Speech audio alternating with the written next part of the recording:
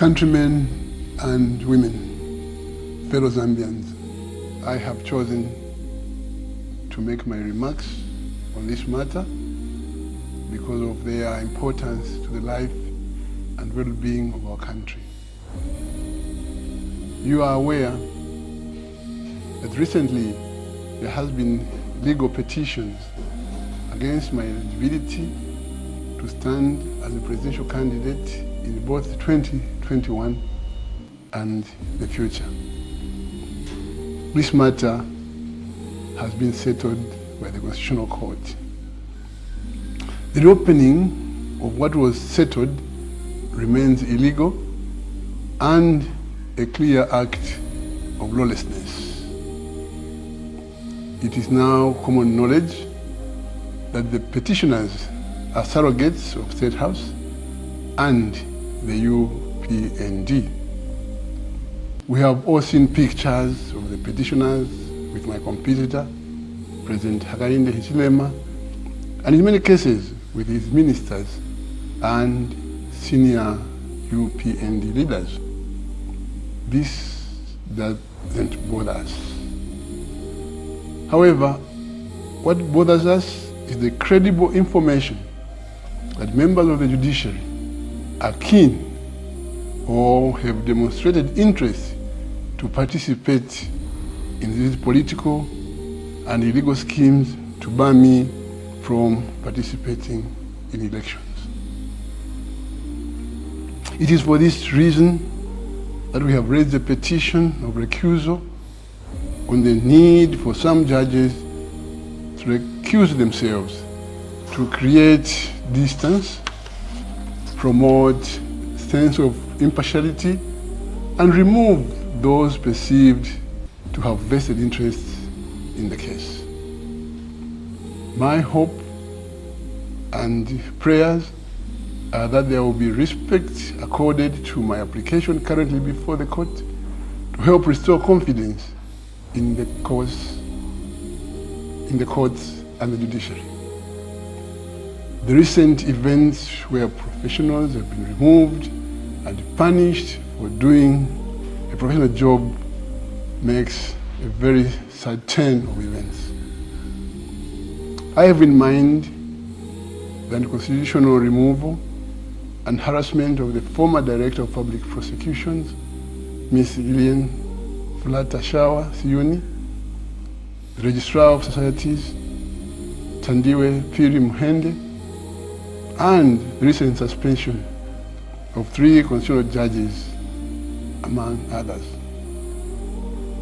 All the complaints against the judges were comprehensively dealt with. We see that the matter has been, without cause or justification, reopened, and the judges now stand suspended. These developments are very serious and are undermining the rule of law and democracy in our land. Scheme to undermine the 2026 elections. It has become very evident that schemes designed to undermine the 2026 presidential and general elections have been heightened.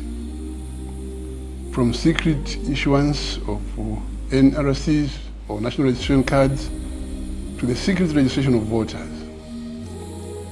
The Electoral Commission of Zambia, ECZ, has not bothered to publicize this exercise and has not bothered to conduct it in an open manner. All these devious schemes are being implemented to attempt to destroy the opposition, decimate viable and credible candidates, and present an opportunity for the UPND to seal the 2026 election.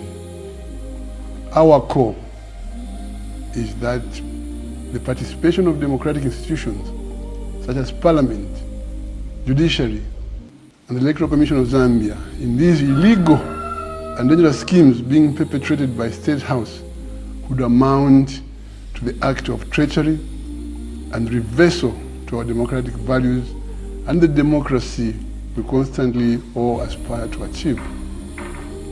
These actions are threatening our national security, and our cherished peace.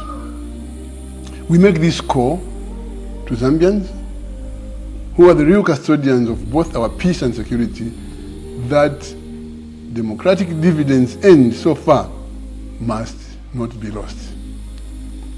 Both our independence in 1964 and our democracy in 1991 were hard fought for, and the sacrifices made by our forefathers must never be sacrificed at the altar of political expedience and narrow partisan interests being perpetrated by President Hichilema.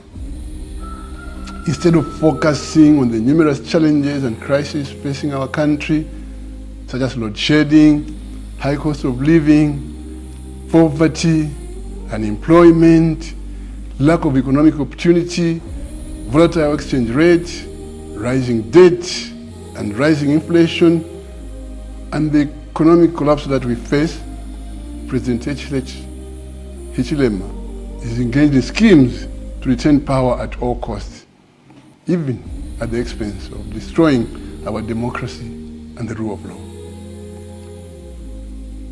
What did he find when he assumed office? What was the price of mealie meal, fuel, electricity, fertilizer, cooking oil, sugar? Ask yourself these questions. What was the price of mealie meal? What was the price of fuel? What was the price of electricity, fertilizer, cooking oil, and sugar, amongst other commodities at the time he assumed office? Today, in the case of fuel, he reduces it by 1/4, 2/4, from 30, I don't know what it was, and he says he have brought a reduction. The challenge is, can he take the prices back to where he found them if he has failed to reduce them? To win elections, one must work for the people and the economy of the country. One must not plot to retain power against the will of the people.